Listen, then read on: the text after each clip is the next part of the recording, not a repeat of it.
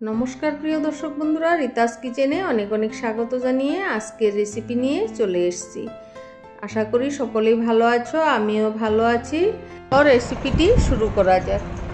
প্রথমে মাছগুলোতে আমি লেবু দিয়ে ভালোভাবে ধুয়ে নিয়ে এসেছি। এবারে নুন হলুদ মাখিয়ে নিয়ে আধ ঘন্টার মতো রেস্টে রেখে দেব। বন্ধুরা, এই মাছগুলো ম্যারিনেট করে রেখে তারপর ভাজলে মাছগুলোতে নুন হলুদটা খুব ভালোভাবে ঢুকে যায় আর খেতেও দুর্দান্ত হয়। এই মাছটা ছিল বিশাল সাইজের একটি ব্রিকেট মাছ। আমাদের এখানে হাফ কেজির মতো মাছ নিয়ে এসছে। এবার আমি মাছগুলো একে একে ভেজে নিচ্ছি। দেখো বন্ধুরা, একদম লাল লাল করে মাছগুলো ভেজে নিয়েছি। এবার কড়াইতে তেল ছিল, ওই তেলেই আমি টুকরো করে রাখা আলুগুলো দিয়ে দিচ্ছি। আলুগুলো নুন হলুদ দিয়ে একদম ঢেকে ঢেকে নরম তুলতুলে করে ভেজে নামিয়ে নেব। বন্ধুরা, রেসিপিটি শুরু থেকে শেষ অবধি দেখার অনুরোধ রইল।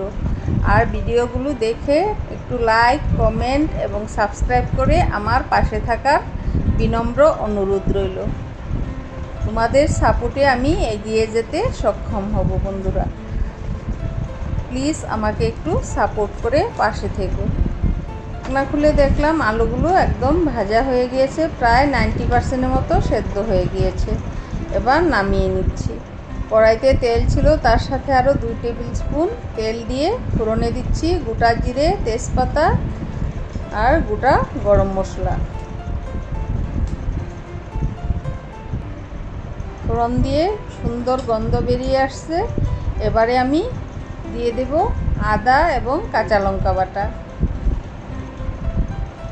বাটা মশলা দিয়ে রান্নার টেস্টটা অন্যরকম হয়, তোমরা একবার বানিয়ে খেয়ে দেখো। দিয়ে দিচ্ছি জিরে বাটা 2 টিস্পুনের মতো। এবার স্বাদ মতো নুন, শুকনো লঙ্কার গুঁড়ো দিয়ে মশলাটাকে ভালোভাবে কষিয়ে নেব। দেখো বন্ধুরা, মশলা থেকে তেল ছেড়ে আসছে। এখন আমি দিয়ে দিচ্ছি 1 কাপের মতো টক দই। টক দইটা দিয়ে গ্যাসের ফ্লেমটা লো করে একদম ভালোভাবে কষিয়ে নিচ্ছি।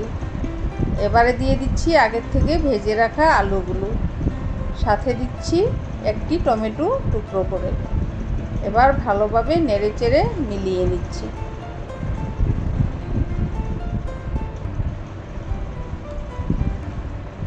কষানোর পর এবারে দিয়ে দিচ্ছি পরিমাণ মতো জল দিয়ে ঝোলটাকে ফুটিয়ে নিলাম। এবারে আমি আগের থেকে ভেজে রাখা মাছগুলো দিয়ে নামানোর আগে গরম মশলা ছড়িয়ে 1 টিস্পুনের মতো ঘি দিয়ে নামিয়ে নেব। ফিরে আসবো নিত্য নতুন রেসিপি নিয়ে। সবাই ভালো থেকো, সুস্থ থেকো। ধন্যবাদ।